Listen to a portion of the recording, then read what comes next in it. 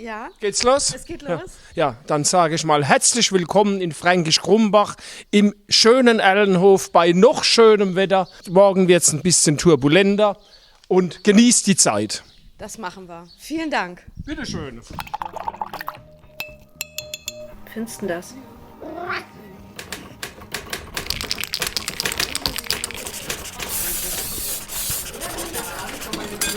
Der kreative Flow, ein Podcast für Kreativschaffende von Roberta Bergmann.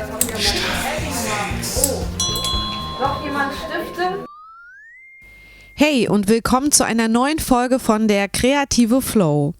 This will be a bilingual episode of my podcast in English and in German. Hope you like it. Mein Name ist Roberta Bergmann und ich bin freiberufliche Autorin, Illustratorin und einiges mehr. Dieser Podcast ist für kreative Menschen wie dich und ich freue mich, dich hier und heute in einer neuen Folge begrüßen zu dürfen. Und wenn du den Podcast magst, bitte gib ihm in deiner App eine 5-Sterne-Bewertung und drücke jetzt kurz auf Abonnieren und das kannst du auch machen, während der Podcast läuft und du ihn weiterhörst. Und so hilfst du mir, dass der Podcast sichtbarer wird. Hab Dank!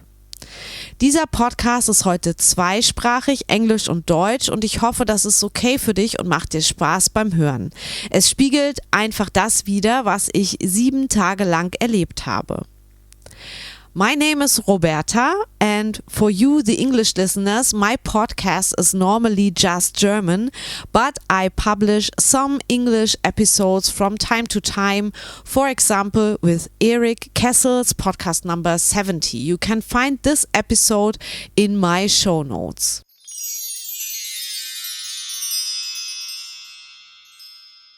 Im heutigen Podcast bin ich in Erlau, einem kleinen Tal hinter Fränkisch Crumbach im Odenwald, bei dem Künstlerpaar Johanna und Cristóbal Schmal, zu einem Workshop mit dem italienischen Gastdozenten und Illustrator Valerio Vidali. Unter dem Namen Studio Schmal konzipiert Johanna mehrtägige Kunstretreats und kollaboriert für diese zum Teil mit anderen, auch internationalen KünstlerInnen. I am a guest in Erlau, a small valley behind Fränkisch Crumbach, with the artist couple Johanna and Cristóbal Schmal for a workshop with the guest lecturer Valerio Vidali.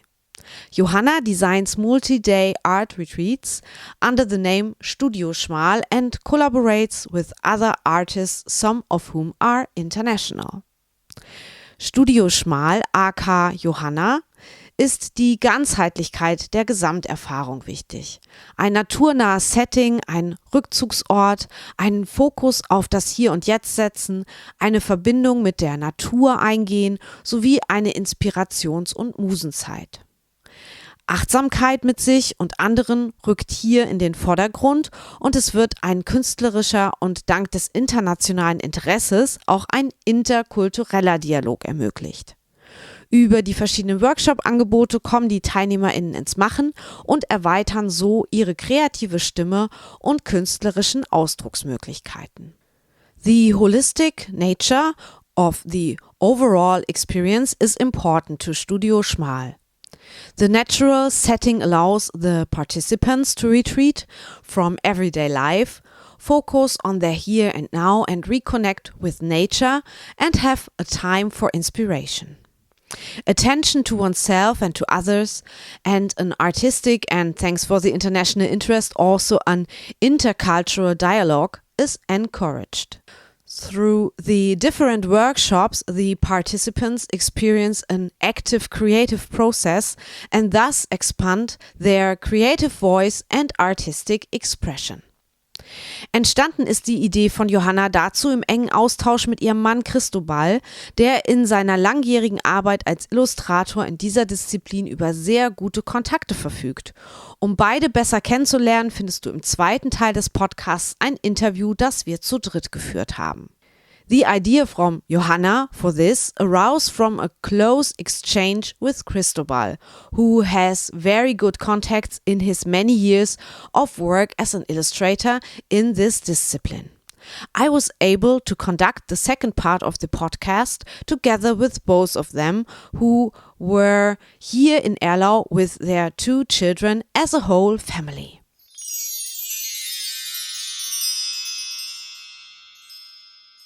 So, where to start? Wo fangen wir an? Am besten stelle ich dir jetzt einfach mal alle Teilnehmerinnen und Teilnehmer vor, beziehungsweise sie stellen sich selbst vor. First of all, I let the 20 participants of the workshop introduce themselves. Der O-Ton. So, Aufnahme läuft. Hello, my name is Emma. I am from Edinburgh and I'm currently working in London as a textile designer, and I have come here to expand on my drawing skills. All of my work in textiles is very different to this, and quite the process is very different. So I thought it'd be fun to come and learn a different process that I could hopefully integrate into my current work, but also do some new work with it. Hallo, ich bin K. Schmitz. Ich lebe in Südhessen. Ich bin Illustratorin und Graphic Recorderin und ich bin jetzt hier in diesem Kurs, um für eine Woche Zeit zu haben, analog zu malen, weil ich immer so viel digital zeichne und Auftragsprojekte mache. Und hier mache ich ein freies Projekt mit einfach nur Tusche und Pinsel und ich bin total glücklich darüber. Hallo, ich bin Naima Granitza und ich wohne am Bodensee und studiere aktuell Kommunikationsdesign. Und ich freue mich sehr, diese Woche hier zu sein, um einfach mal Zeit zu haben, mich in der Illustration einem Thema zu widmen und auszutüfteln, welche Richtungen man da einschlagen kann. Hallo, hier ist Andrea Wong. Ich bin aus Hannover und freiberufliche Grafikdesignerin und Illustratorin.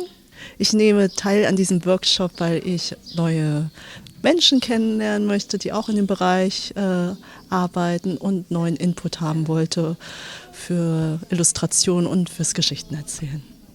Hi, I'm Christoph. I'm from Belgium, small town around Antwerp. I currently work as a web designer. And the reason I came here is really to learn new things, to kind of get a bit more into storytelling, learn what it takes to create a story, and meet a lot of new people as well. Just kind of get inspired by other people's work and have fun. That's why I'm here. Okay, there. I'm Felipe Cavalcante. I'm from Brazil. I'm a graphic designer and an illustrator. And I came here to Germany to launch a book in Berlin. And I also decided to be part in this workshop in this really countryside place that looks so nice in pictures. And also I knew this place from Jesus Cisneros, who is an illustrator who had done some workshops here. And the reason I'm here is pretty much to see different things, learn from a different perspective, and to experiment as always. And that's it. So hi, my name is Tereza Prepadnik. I'm from Slovenia. I live in Ljubljana and I'm an illustrator. And I also do design and I animate. And I also teach sometimes. So I'm here because I found out about this workshop through Valerio Vidali's Instagram page. And I really like his work. And I'm actually currently working on a book. So it was perfect because I really would like some guidance with it and like maybe experiment with different styles, and it was very fitting, so it was a very quick and easy decision to come here. Ich heiße Raoul Kafka und komme aus Würzburg. Ich verdiene mein Geld mit Rendern von Schulmöbeln und ich bin hier bei dem Kurs Storytelling, weil das einfach meine Schwäche ist. Ich zeichne gern, aber Geschichten entwickeln fällt mir immer schwer. I'm Elif from Turkey, Istanbul. I am working as a marketing specialist in Turkey, and illustration is an extra thing for me for now. But I'm trying to improve my skills in that area, so I'm here to explore my way and my style. So I'm here for fun and learning new things. My name is Agata. I'm from Croatia and I work currently as a freelance illustrator, and I also do workshops with kids and murals, and I applied to this workshop because I wanted to explore a little bit more about storytelling. I work from my home, I wanted to change the location, and I wanted to be surrounded by different people from other countries and see what's their perspective about illustration, what they do, and maybe that can inspire me too. And I also really like Valerio's illustration, so that's why I also wanted to come to see what I can learn from an illustrator whose work I love. My name is Simji Park. I am originally from South Korea, now living and working in the Netherlands. I teach animation students in their bachelor's, and I also work as a freelancer artist. I started my career as an animator, but then I had some interest in illustration. That's where I mostly got inspired, even back then when I was producing a film. And since I started my career, I always eager to know how to have some freedom while I'm working. That's the reason why I believe I'm here. I'm Adas. I'm from Israel, but I live in Berlin. And I am an artist, mostly working in printmaking, and I teach printmaking. I came to the workshop because I wanted to have a bit more practice in narrative thinking. I think my work is always very narrative, but it helps to see how other people imagine it and see it and understand what narrative is. Yeah, I love the community feeling and having a lot of people talking together about a very similar subject that interests them. And also I just love being in nature, so it's a really great combination. And so yeah, that's it. Hallo, ich bin Anna Maria Fink. Ich komme aus Österreich und lebe seit 12 Jahren in Amsterdam. Dort bin ich Landschaftsarchitektin, habe ein eigenes Studio für Landschaft, Atelier Fischbach. Und ich bin hierher gekommen, weil ich Lust hatte auf Zeichnen und um meine Lust am Zeichnen wieder zurückzufinden. Und weil ich natürlich immer sehr neugierig bin, um neue Techniken und Methoden für Storytelling zu hören. Was mich eben auch sehr interessiert, wie kann man erzählen über die menschliche Verbindung zur Landschaft. Und heute arbeiten wir sehr assoziativ und das finde ich auch super interessant. Hello, my name is Esther. I'm from Taiwan. In Taiwan, I am a full-time illustrator. In my country, I usually do illustration for children's book, editorial illustration, and other commercial illustration. The reason why I want to join this workshop is that I want to try something new and make a new try because I usually do illustration in a digital way, mostly used by my computer. So I hope I can do something new and challenge myself by doing some traditional materials.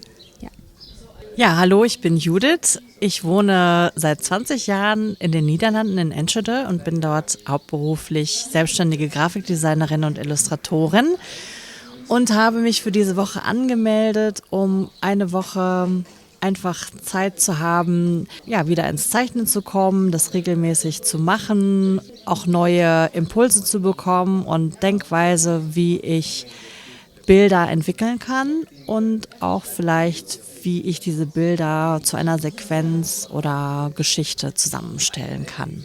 Und ja, Gleichgesinnte zu treffen, mich auszutauschen und ja, inspiriert zu werden von den Leuten, die hier sind. Well, I'm Mildred Valkonets and I'm from the Netherlands. As a job or as how I earn my money is with workshops, and I sell cards and I coach people. And yeah, so now and then I have a commission in illustration. Yeah, while I'm here, I really love to know more about what I like to tell, you know, as an artist. And I thought this workshop could be really of good help to get more clear in that. Yeah, that's it. Ich heiße Miro Pofall. Ich komme aus München und bin Illustratorin und Grafikdesignerin. Und ich nehme an dem Workshop teil, weil ich mir davon erhoffe, so ein bisschen neue Inspirationen zu bekommen, aber auch andere Leute zu treffen, die in dem gleichen Bereich arbeiten und sich einfach auszutauschen. Also ich bin die Valentina, ich komme aus München und ich bin Grafikdesignerin, habe einen Online-Shop, der heißt Kinda Cute. Und ich bin hier, weil ich für meinen Online-Shop Bücher entwickeln möchte. Ich habe Farben gemacht und jetzt sind Papier und Bücher dran. My name is Elisa. I'm from Crimea and currently I'm living in Belgium. I'm a graphic designer, but for a few years I dreamed to make an illustrated book. And I felt like I don't have enough competence, and I decided to participate to make the project move on and get the knowledge how you proceed to create an illustrated book.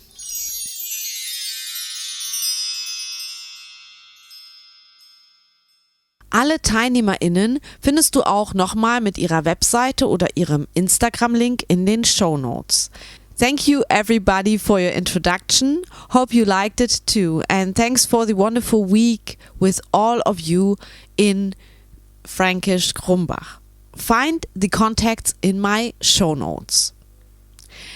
Jetzt möchte ich dir Valerio Vidali vorstellen. Er ist extra nach Deutschland gekommen, um diesen Workshop für uns zu geben.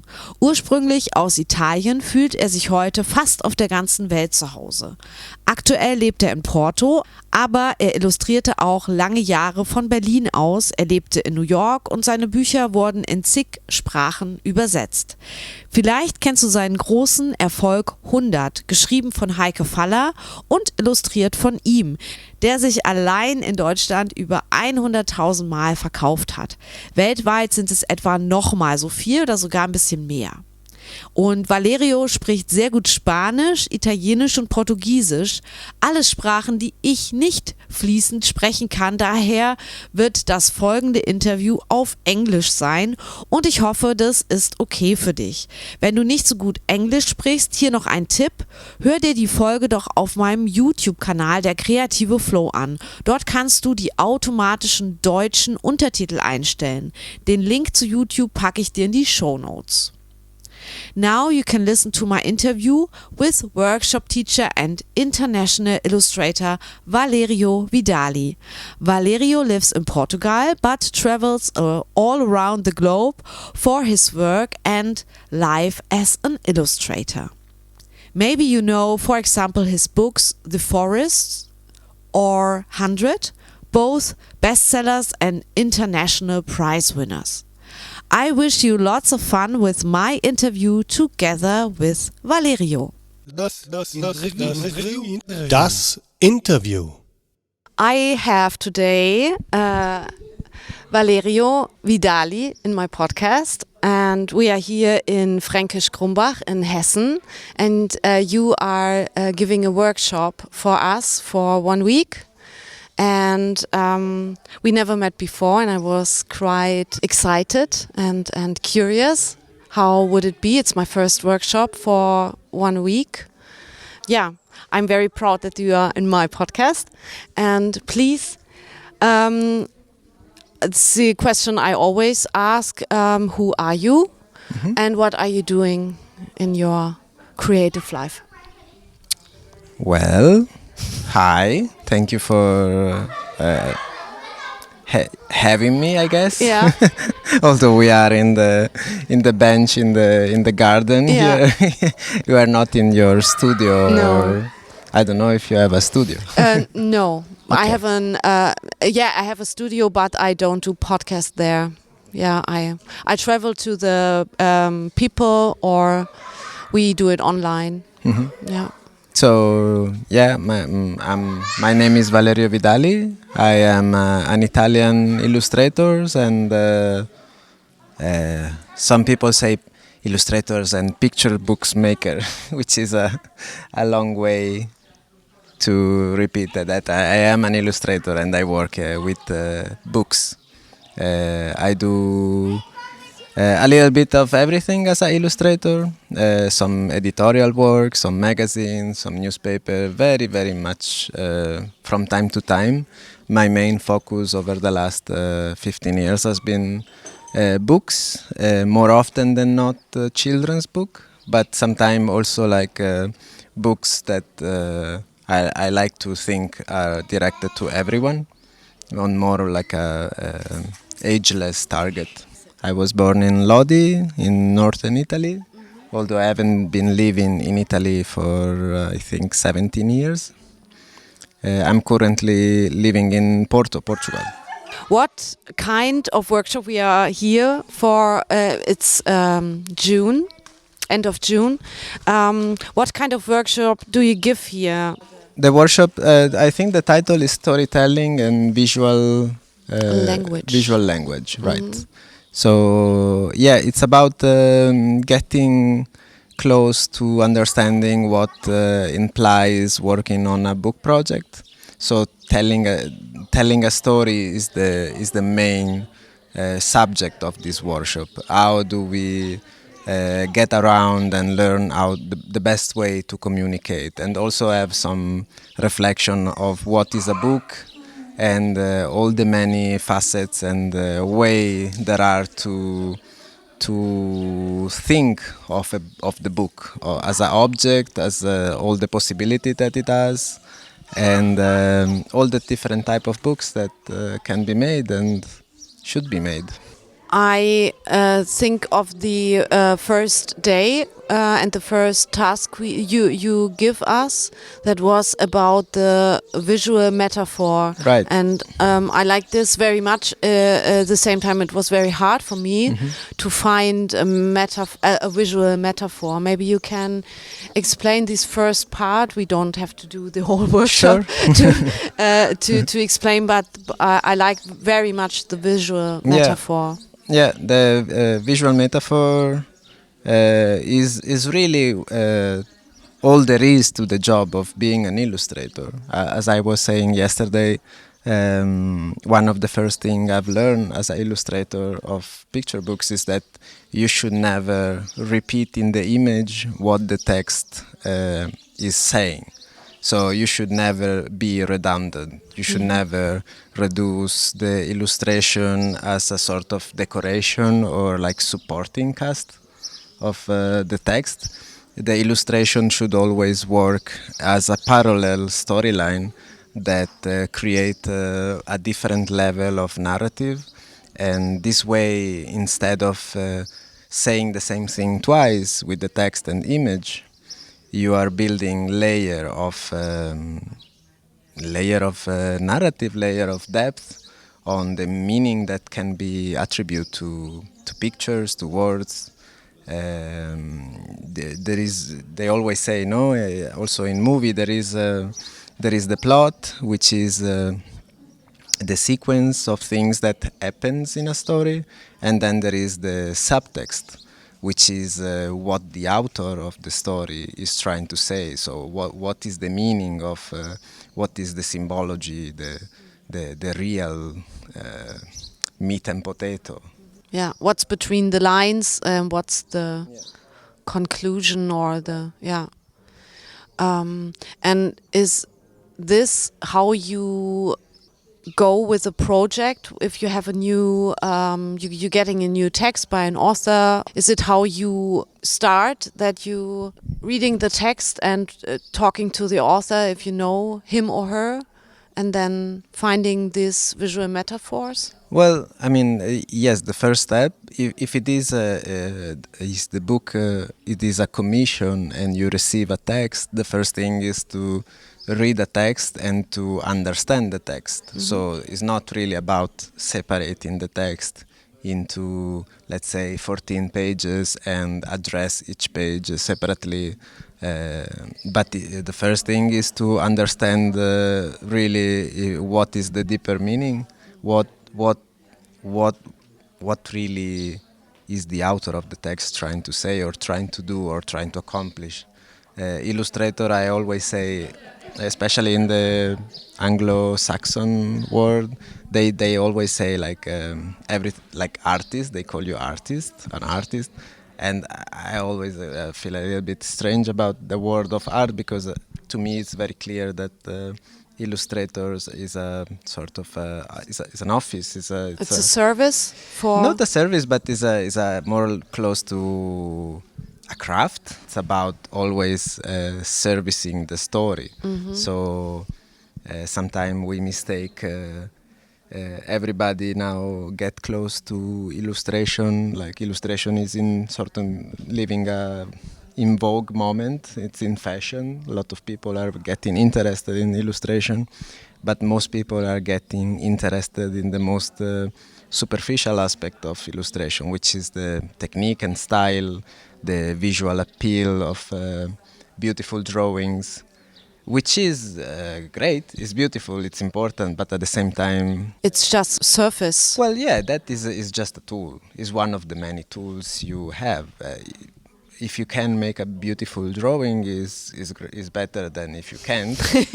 But it's not gonna help you if you are not capable of telling a story. So first you have to understand the text. Yeah, you have to understand the intent, and then try to see.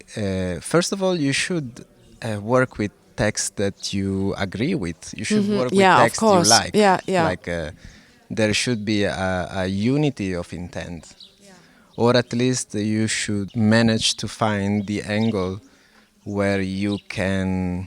If there is something you are not convinced, you should try to bring the project towards the thing you believe in.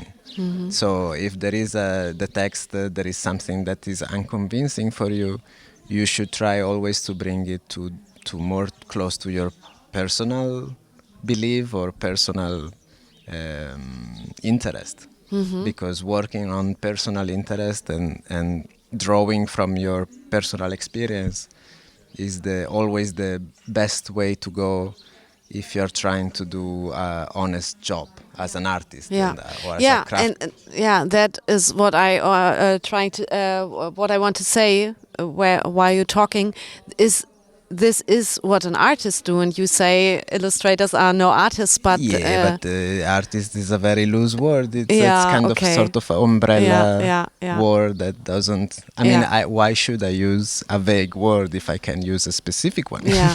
Yeah, or the word illustration artist. I like it because it's the artist is in the illustrator, right. And in Germany there's no Illustrationskunst. It's not right. I'm not saying we are not artists. I'm saying I have no. It's just off-putting to me.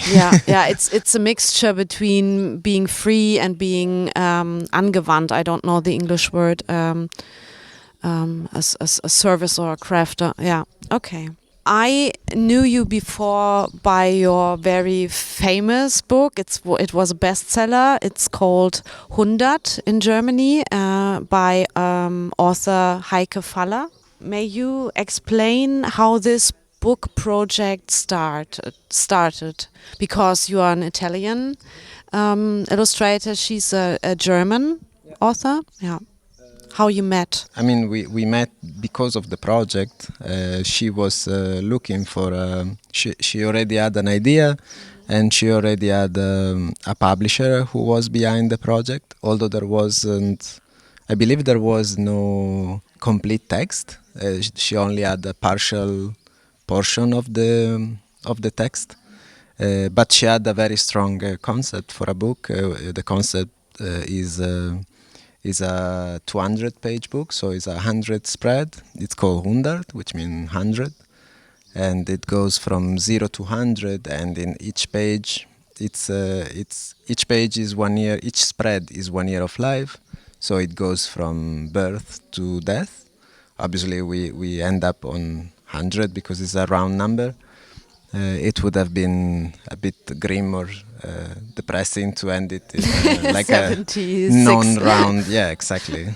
So it's a very appealing concept. I believe the book is a bestseller because how attractive the concept is. Yeah. It's everyone very, can relate with it. Yeah, it's also there is a sort of interactive aspect of it. Is a good book. I've seen like our family can read together. Like it's a good conversation starter for children to read the book together with their parents or with their grandparents, and to investigate into the different ages of life. You know what comes next, and what was for other people. Yeah, and it works for everyone. Not as you said, it works for children who have a look at it with their parents or grandparents. Yeah, because you can read it linearly. Yeah. So from 0 to 100, or you can just go ahead and look for the page with your age, or with your grandparents' age, or with your mother age. So there is this sort of like dynamic, multitasking way of using it. And how you both met, Heike and you? She was. I actually don't. I'm not so sure. She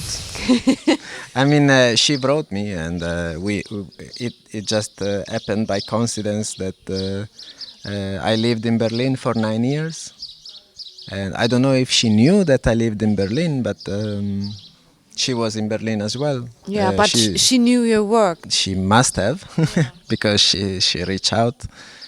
And we started. She told me she had a contract, sort of a promise of a contract. So it was a commission. And the interesting aspect for me was,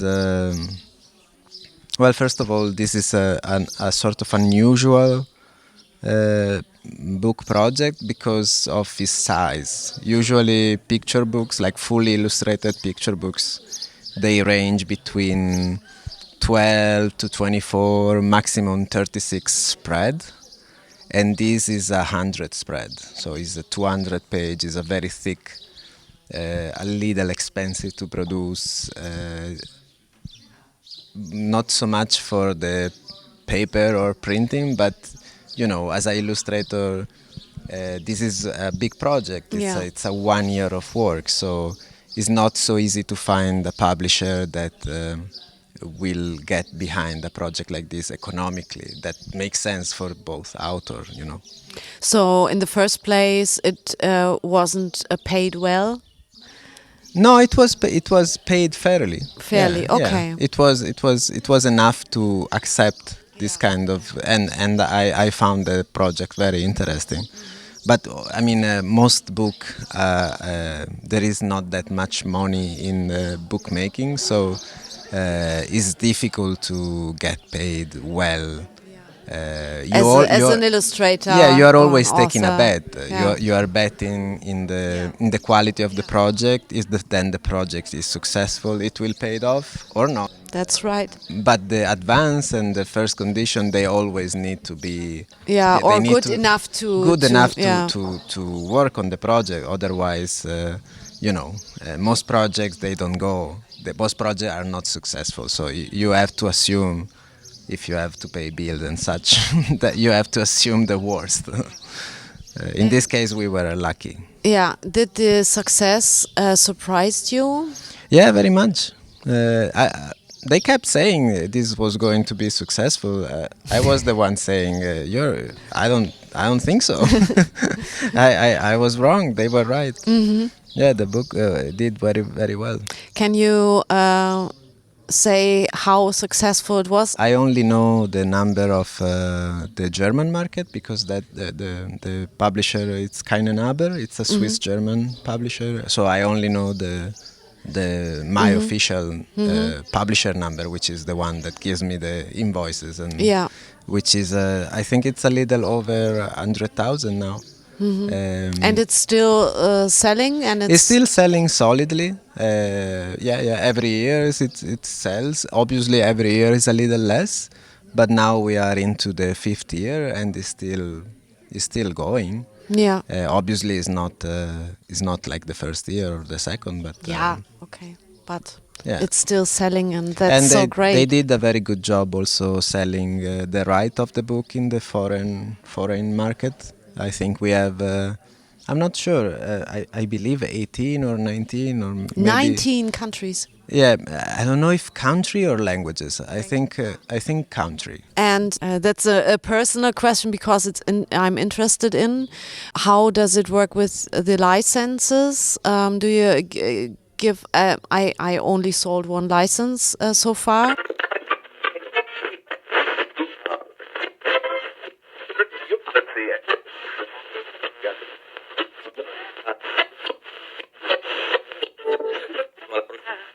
You are working in different countries. How come? You said you are living now in Porto and you lived in Berlin. You are from Italy. Are you a kind of cosmopolite, or how does it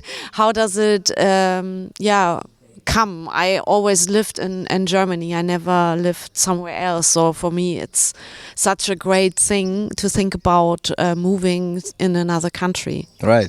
Well, I'm not sure what the cosmopolite means. Someone who is traveling around the world all the time and feels at home in the world. Oh, okay. I would never define myself as a cosmopolite. Okay. As an illustrator, you are a freelancer, so I do work with publisher all around, especially because I come from a small town and I come from Italy. Italy, it's a, let's say, middle-sized market. It's not bad, but it's also not economically. If you want to live with picture books, there are better places to work. There are better publishers, there are better market to target. Yeah, and but Italy is very known as because of the International Children's Book true. Fair there is in a long Bologna. tradition. That's a big pro. And true. Yeah. It definitely helps. It's probably one of the reasons.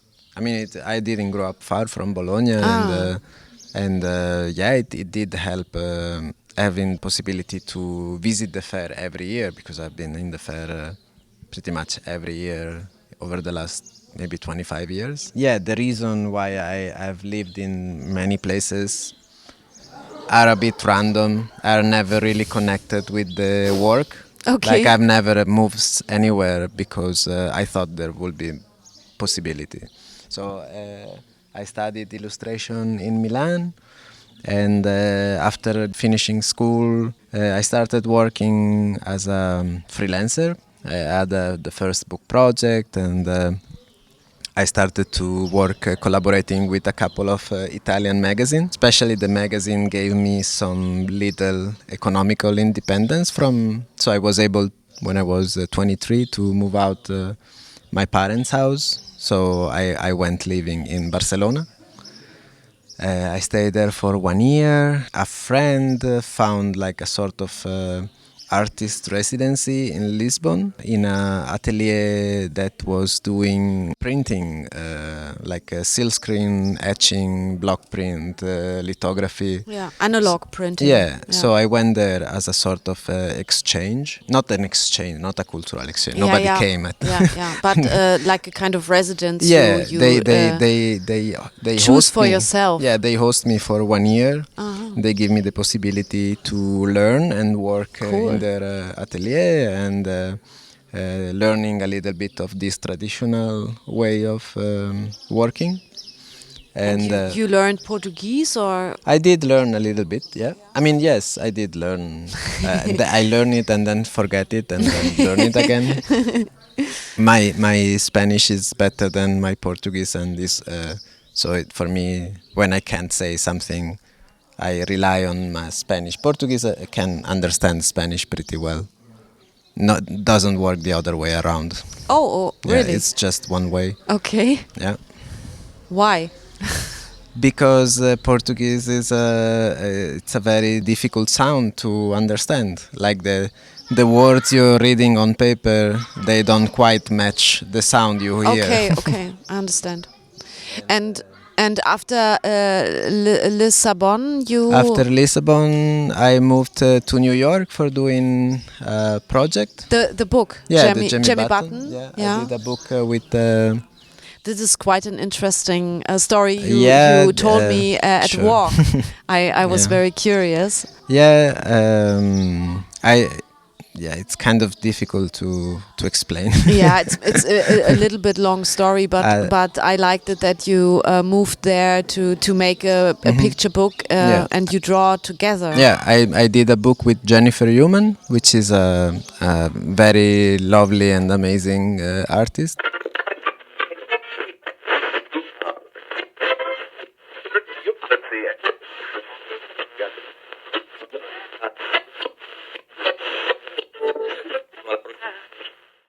And then you left New York. I left New York. I moved back to Europe. I was in Madrid for 1 year. Very happy there. Still have a bunch of really good friends. And after Madrid, I moved to Berlin. I thought I would stay in Berlin for only maybe a year, but I ended up living here for 9 years. And only recently, just before the pandemic started in 2019, I moved back to Portugal. This time in Porto, where I still live. For 4 years now. Yeah, 4 years. Yeah. Thank you. I think these were all my questions on the sheet of paper. You're welcome. Thank you for having me. It was very nice, and I hope that the listeners like it too and found out something new about making illustrated books. I hope so. I guess so. Yeah, thank you. Thank you. Bye.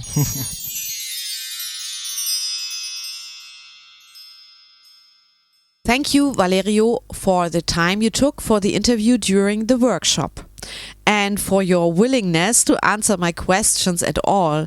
Sorry I surprised you a bit with that. I'm even happier about the result now, and I hope you like it too. You can find Valerio's infos like website and Instagram in my show notes. Ich wünsche dir viel Spaß mit dem zweiten Interview dieser Folge, diesmal auf Deutsch. Now I'm talking with Johanna and Cristóbal Schmal during our workshop. This interview is only in German, sorry, so feel free to go to my YouTube channel of Der kreative Flow and listen to it with automatic generated English subtitles. Das Interview. Ja, ich freue mich, dass ich hier ist das Fränkisch Crumbach? Zählt das dazu? Das gehört zu Fränkisch Crumbach. Ja, dass ich jetzt hier in Fränkisch Crumbach bin, von langer Hand vorbereitet, mit Cristóbal und Johanna Schmal. Sagt mal Hallo. Hallo. Hallo. Und die erste Frage, die ich immer im Podcast stelle, ist: Wer seid ihr denn überhaupt und was macht ihr so? Ich bin Cristóbal Schmal. Ich bin freiberuflich Illustrator. Und ich komme aus Grafikdesign. Ich habe Grafikdesign studiert und habe ich als Grafikdesigner auch lange gearbeitet in Spanien, in Barcelona. Aber habe ich immer dabei, also daneben gezeichnet. Das war immer meine Leidenschaft, aber ein bisschen versteckt. Und 8 Jahre später, nachdem ganz viele als Grafikdesigner gearbeitet, habe ich mich getraut, in dem Sprung so freiberuflicher Illustrator zu werden, und hat gut geklappt. Und bis heute arbeite ich als Illustrator für verschiedene Medien, Magazine, Zeitungen, Bücher, Verlage und ja, genau. Und mache ich auch freie Kunst auch parallel. Genau, das ist ein bisschen Zusammenfassung. Und du, Johanna? Ja, ich bin seit kurzem eigentlich erst freiberufliche Künstlerin.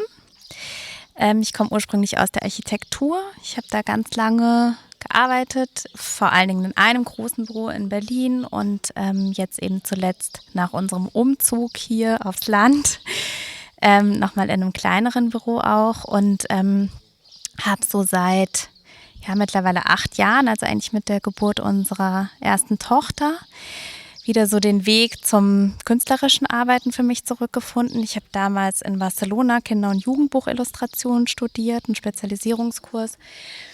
Und bin darüber wieder so auf das analoge Arbeiten im weitesten Sinne, also in Form von Zeichnung, Malerei und viel in Collage eben auch zurückgekommen und habe das dann im zweiten Schritt wiederum ein paar Jahre später, also seit 2018, in das Medium Textil viel übersetzt. Habe dann angefangen, mich stärker auch wieder mit dem Thema Natur zu beschäftigen, weil mir das irgendwie auch gefehlt hat in diesem Großstadtleben und habe die Farben, die ich verwendet habe für meine textilen Collagen, dann über Pflanzenfärberei angefangen selbst herzustellen. Genau, und habe jetzt eben erst vor kurzem einfach diesen Schritt gemacht, wirklich jetzt 100% in die freiberufliche Arbeit als Künstlerin zu gehen und die Architektur einfach erstmal pausieren zu lassen. Genau, ich kombiniere das mit einem kreativen Bildungsangebot in Form von Workshops, die zum Teil auch dann in Kollaboration mit anderen Künstlern stattfinden. Und deswegen sind wir auch gerade in Fränkisch Crumbach. Wie heißt denn der Workshop, wo wir gerade dabei sind, mittendrin? Wir sind jetzt bei Valerio Vidali, unser Gastdozent, und das Thema ist Visual Language and Storytelling. Und es geht um, wie kann man ein Buchprojekt anfangen oder Ideen, wie kann man darum gehen mit ersten Ideen und Assoziationen, visuelle Assoziationen und dann die narrative Aspekt so entwickeln.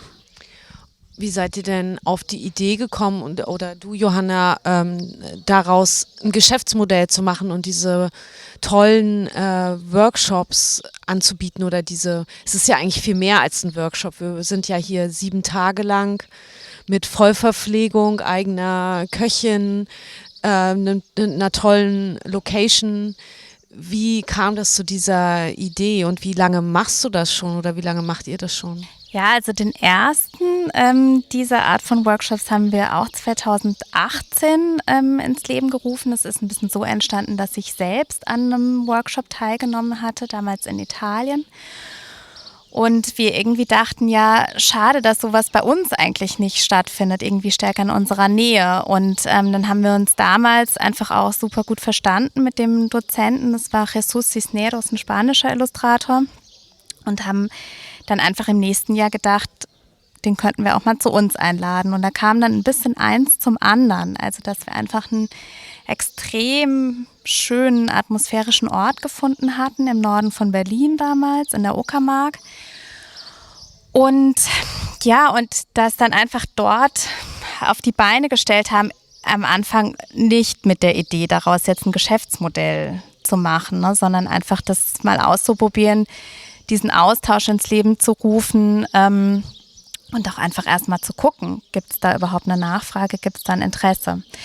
Genau, und dass es dann halt immer stärker in so eine ganzheitliche Richtung gegangen ist, was mir einfach da jetzt mittlerweile auch total wichtig dran ist, hat sich ein bisschen auch daraus ergeben, dass es da vor Ort zum Beispiel gar nicht so eine große Infrastruktur gab, ne? Also wir haben dann gemerkt, ja, okay, wir können die Leute nicht sich selbst überlassen. Wir müssen eigentlich versuchen, halt alles drumherum irgendwie auch mit einfließen zu lassen. Also das Essen, die Übernachtungsmöglichkeit, wie kommen die Leute von A nach B.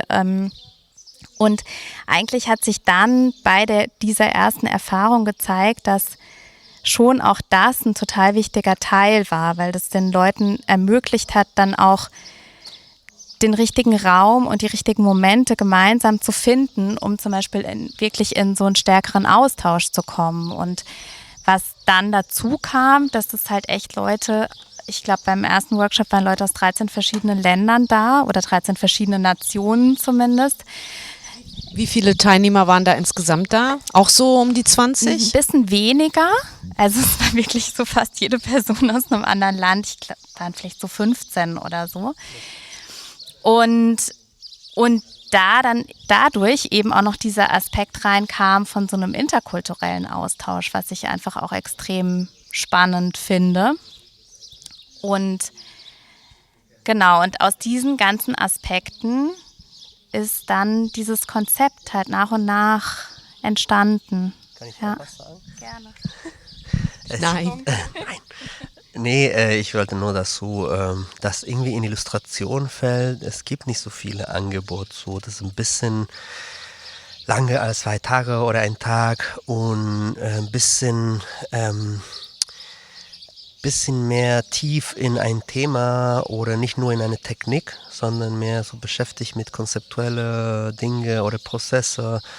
Und das fand ich auch ganz gut für diese Woche. Das ist eine Woche, bist du richtig rein und kannst du eine Art kleines Projekt machen. Und man lernt von den anderen Prozessen. Und das fand ich in Illustration, es gibt weniger.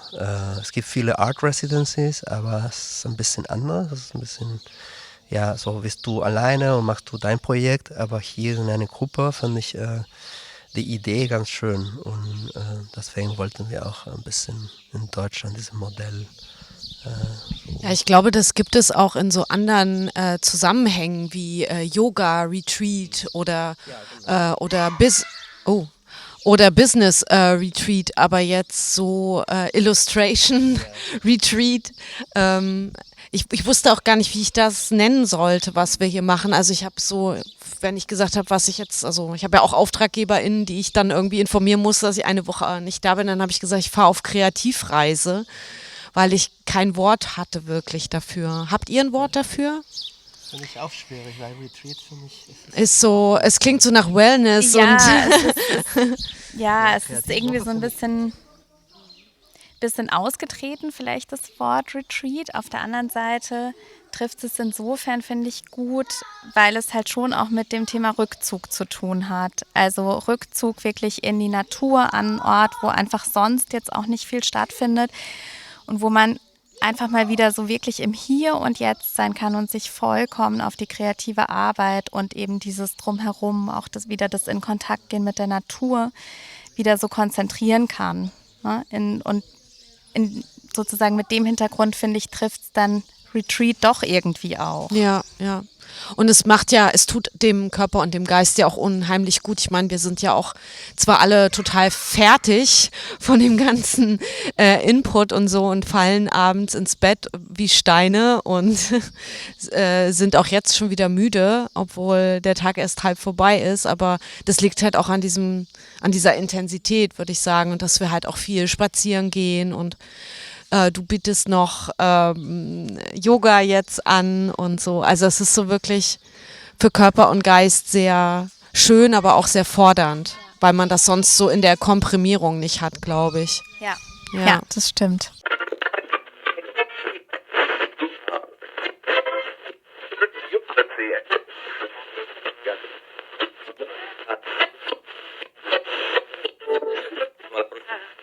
Ja, vielleicht auch noch ergänzend dazu, was einfach auch total schön war, was sich jetzt schon in den paar Jahren, wo wir das jetzt angefangen haben, einfach ergeben hat, dass sich unter den Teilnehmern einfach auch wirklich neue, total schöne Netzwerke halt ergeben haben. Also, dass ich jetzt schon weiß, manche haben sich dann wieder getroffen, zum Beispiel in Bologna auf der Kinderbuchmesse oder sind einfach in Kontakt geblieben. Und das ist ja dann auch gerade für so einen professionellen Austausch irgendwie extrem schön. Und würden wir auch gerne einfach noch stärker unterstützen, dieses Thema des Netzwerks, das sich da Stück für Stück vielleicht um die Welt spinnt.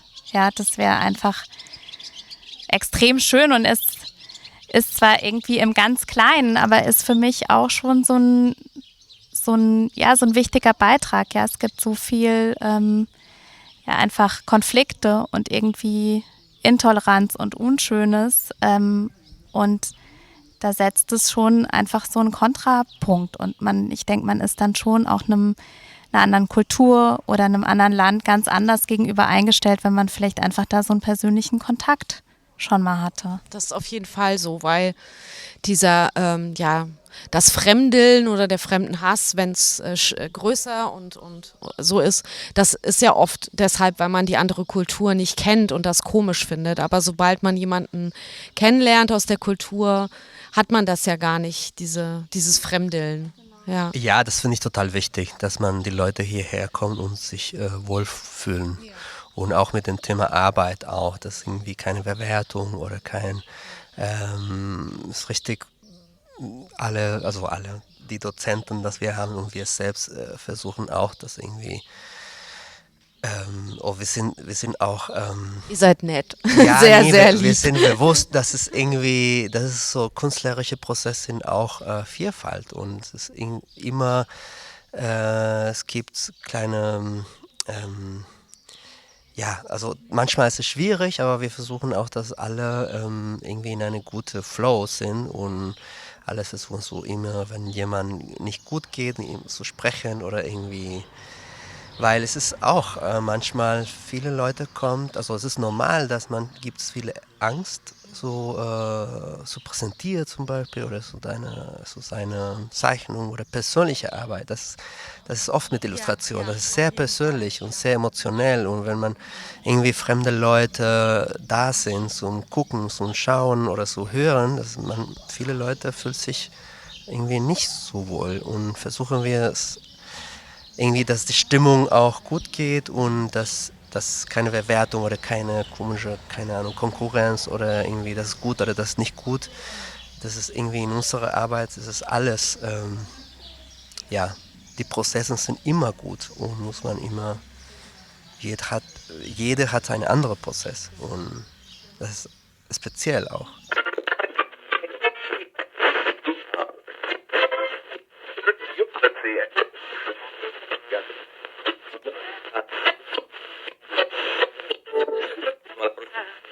Und jetzt wäre vielleicht noch die Frage, was so eure nächsten Workshops oder Pläne sind. Ich weiß noch nicht genau, wann ich den Podcast sende, aber vielleicht kannst du ja mal so, ihr habt ja bestimmt schon einen Ausblick, was so als nächstes ansteht. Vielleicht auch mit DozentInnen. Ja, also es wird jetzt im Ende August auf jeden Fall nochmal einen Workshop geben zum Thema Drawing Workout, den Christo und ich machen. Kannst du auch nochmal was dazu sagen, Christo? Genau, weil der Christo das jetzt einfach auch schon länger dieses Thema online verfolgt, eben in so Abendkursen, in Online-Präsenzkursen und wir das dann einfach hier vor Ort mal so richtig auskosten wollen. Und dann wird es auch in Zukunft einfach kurzformatigere Workshops geben, also Halbtages-, Ganztages- oder mal Zweitageskurse. Es sind Planungen, auch Wochenendkurse anzubieten, weil natürlich auch nicht jeder sich so eine ganze Woche einfach rausnehmen kann. Aber für nächstes Jahr, das ist jetzt so das, was vielleicht schon so am festesten ist in der Planung, dass es dann halt einfach auch mehr von diesen einwöchigen Angeboten geben soll, von denen manche wir auch halten werden und manche einfach auch dann in Kollaborationen mit Gastdozenten stattfinden sollen.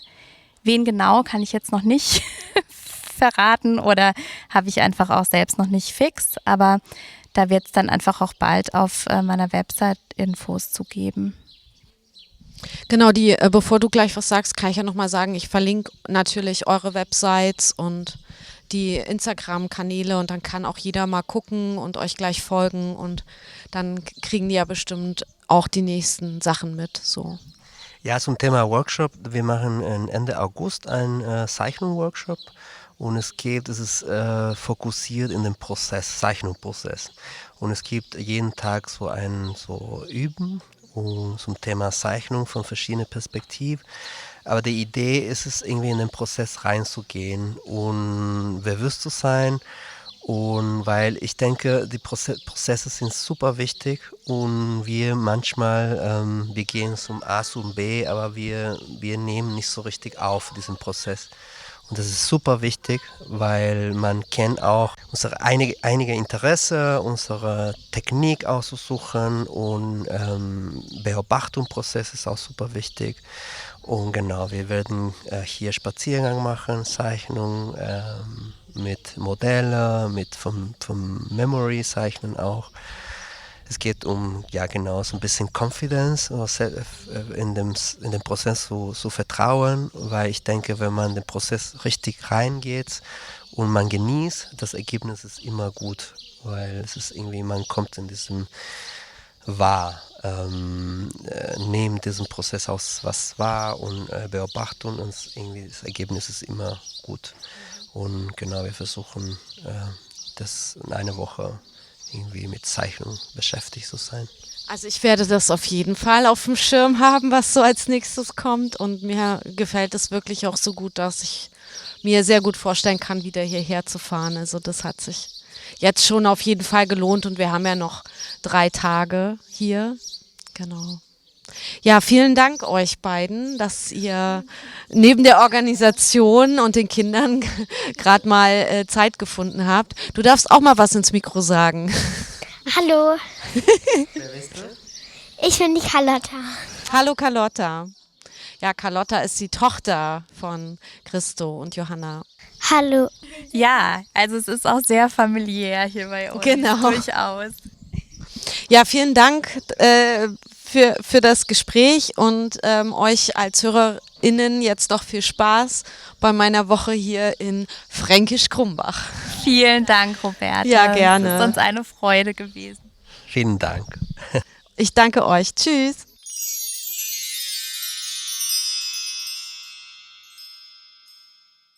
Danke, liebe Johanna und lieber Cristóbal, für das schöne Gespräch und vor allem für dieses tolle Event. Wenn du mehr über die beiden erfahren willst, dann schau in die Shownotes. Dort findest du alle Infos wie Webseite und Instagram. Thank you for joining us today if you are an English-speaking listener. Wenn du noch Fragen, Anmerkungen, Kritik oder Anregungen zu dieser Folge hast, dann schreib mir unbedingt eine Nachricht auf Instagram oder unter die Folge bei Spotify oder schick mir eine Mail an hallo@derkreativeflow.de. Du kannst mir auch einen Kommentar als Sprachnachricht für den Podcast einsprechen, zum Beispiel mit www.speakpipe.com/derkreativeflow. Please leave a comment or feedback to the episode at www.speakpipe.com/derkreativeflow. Link in the show notes. Wenn du noch mehr Audio-Input brauchst, als du hier im Podcast findest, dann komm doch einfach zu Steady und unterstütze dort den Podcast Der Kreative Flow. Als Dankeschön für deine monatliche Unterstützung kannst du dort und in deiner Podcast-App, zum Beispiel Spotify oder Apple Podcasts, einige Bonusfolgen exklusiv für Unterstützerinnen und Unterstützer anhören. Und das sind inzwischen schon einige Stunden Material. Ich wünsche dir jetzt eine kreative Woche. Der Podcast macht erstmal 4 Wochen etwa Sommerpause. Nächste Woche gibt es noch ein Replay für dich, aber wir hören uns dann ganz frisch im September wieder. Und deshalb sage ich Tschüss bis September, deine Roberta. Und der Weg zum Erfolg wäre kürzer, wenn es unterwegs nicht so viele reizvolle Aufenthalte gäbe. Sacha Guthrie.